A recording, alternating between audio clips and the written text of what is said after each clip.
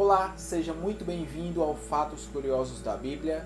No vídeo de hoje eu separei alguns versos bíblicos que vão mostrar o que é que Cristo pensa sobre a riqueza.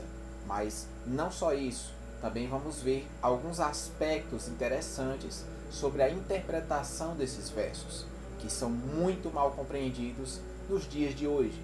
Então não saia daí e descubra o que é que Deus pensa sobre o cristão e a riqueza.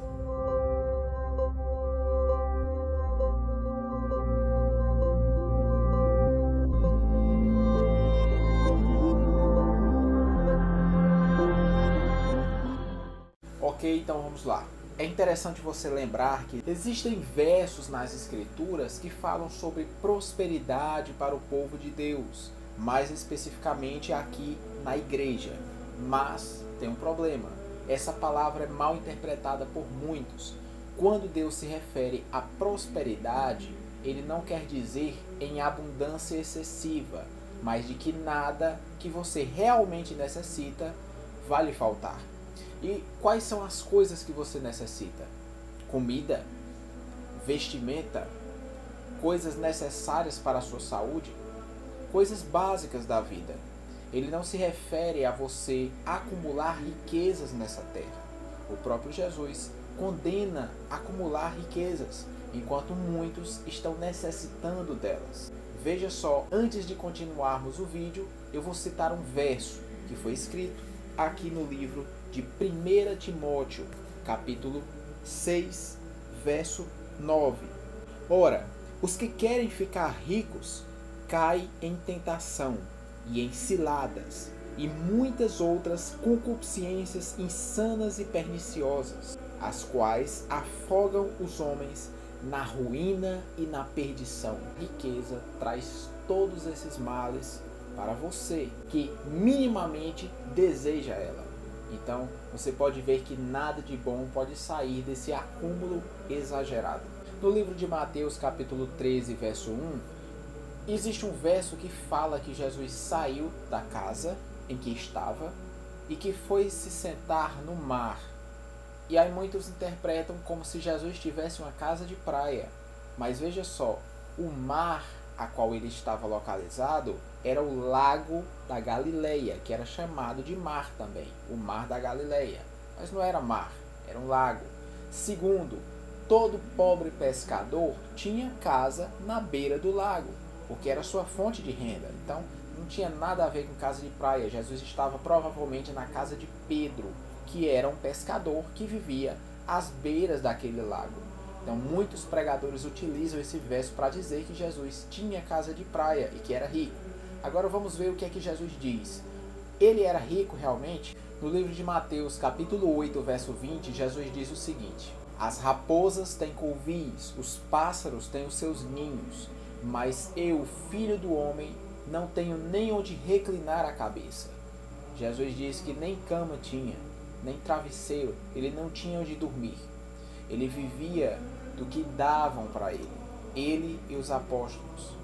Ele estava se colocando nessa condição, não de miséria, mas para mostrar que se Deus é assim, nós também devemos ser humildes. Não estou falando em miséria, mas desapego às coisas materiais. No livro de Lucas, capítulo 18, verso 24, Jesus disse que é mais fácil um camelo passar por o fundo de uma agulha do que um rico entrar no reino dos céus. Jesus deu exemplo de humildade escolhendo um casal pobre para vir ao mundo. E eles podiam muito bem terem sido recebidos em uma casa minimamente limpa para que ele pudesse nascer. Mas foi-lhe permitido nascer em uma colcheira. Para você que não sabe o que é colcheira, que muitos chamam de manjedoura, essa foto que está aparecendo aí para você. Muitos pensam que era local de colocar animais, mas não, era local de colocar restos de comida, lavagens, para os animais comerem, para os porcos comerem, as ovelhas e qualquer outro animal de criação. Jesus foi nascer em uma cocheira de animais. Ele poderia muito bem ter escolhido um castelo, ele poderia ter escolhido o melhor luxo possível, mas o Rei do Universo decidiu nascer no local mais desprezível possível, para mostrar que se ele é tudo e se fez nada, quem somos nós para querermos sermos tudo se não somos nada? No livro de Mateus, capítulo 19, verso 21, Jesus dá um conselho para o rico: vende tudo que tem, dá aos pobres e me segue. Ele poderia ter muito bem falado como esses pastores falsos de hoje falam, para vender o que tem e dar para eles.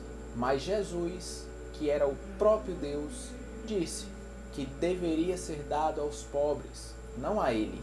Você percebe a total diferença entre os pastores de hoje e Jesus, que não quis um centavo de ninguém, não pedia dinheiro, ele dava o dinheiro. Jesus não cobrava dízimo, Jesus mandava ajudar os pobres, vender o que tem e ajudar a quem necessita. No livro de Lucas, capítulo 3, verso 11, o próprio João Batista diz: aquele que tem 2 túnicas, ou seja, 2 roupas, dê uma a quem não tem.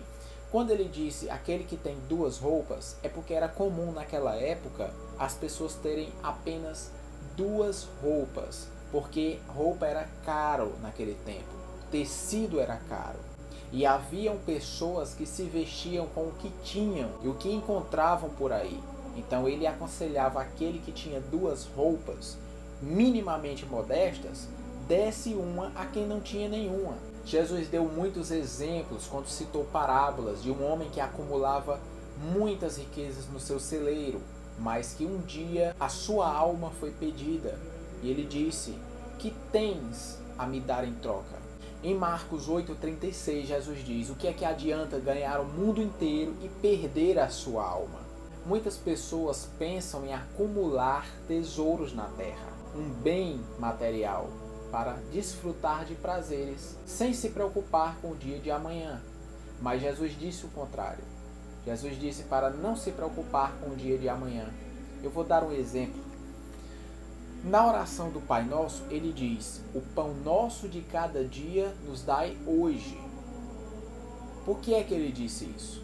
Na época não existia geladeira. Era comum que as pessoas conseguissem comida todos os dias. Elas não guardavam para o dia seguinte porque estragava. Então elas necessitavam todos os dias adquirir comida. E Jesus ensina que se Deus, o vosso Pai que está no céu, alimenta as flores do campo e os pássaros na floresta, quanto mais a vós que sois filhos dele. Então Jesus passa a dar o seguinte conselho. Leia comigo agora Mateus capítulo 6, do verso 19 ao 21. O que é que Jesus pensa sobre você guardar tesouros, guardar riquezas? Não acumuleis para vós outros tesouros sobre a terra, onde a traça e a ferrugem corrói, e onde os ladrões escavam e roubam. Mas ajuntai para vós tesouros no céu, onde nem a traça e a ferrugem corrói, e onde os ladrões não escavam e nem roubam. Porque onde está o vosso tesouro, aí está o vosso coração. Vocês lembram de Zaqueu? Jesus disse: hoje entrou salvação na tua casa. Quando? Justamente quando Zaqueu decidiu pegar tudo que tem, entregar aos pobres e pagar 4 vezes mais a quem ele roubou. Veja que o fato de se livrar do acúmulo de riquezas e restituir a quem você roubou está intrinsecamente ligado à salvação. No livro de Provérbios, capítulo 23, do verso 4 ao 5, diz assim: não te fadigues para seres rico, ou seja, não se canse buscando ser rico. Não apliques nisso a tua inteligência. Porventura, fitarás os teus olhos naquilo que não é nada? Pois certamente a riqueza fará para si asas, como a águia que voa pelos céus. O que é que ele quis dizer? Que a riqueza vai embora voando e você nem vai ver. Você vai investir a sua inteligência, o seu tempo e as suas forças para adquirir aquilo que não é nada e que certamente você não vai levar consigo e nem vai proporcionar para você nada no mundo vindouro. Quando Jesus diz para acumular tesouros no céu, qual é o primeiro passo? Lembra do jovem rico? Jesus disse: vende tudo o que tem e dá aos pobres, e terás um tesouro no céu. é o primeiro passo. Hoje ficamos por aqui, espero que tenham gostado desse vídeo e das explicações dos versos que foram apresentados. Muito em breve nos veremos de novo nas próximas gravações. E não se esqueça, se inscreva no canal, curta e compartilhe e ative o sininho para seguir as notificações e assim possamos crescer e divulgar cada vez mais esse conteúdo. Fiquem com Deus e até a próxima.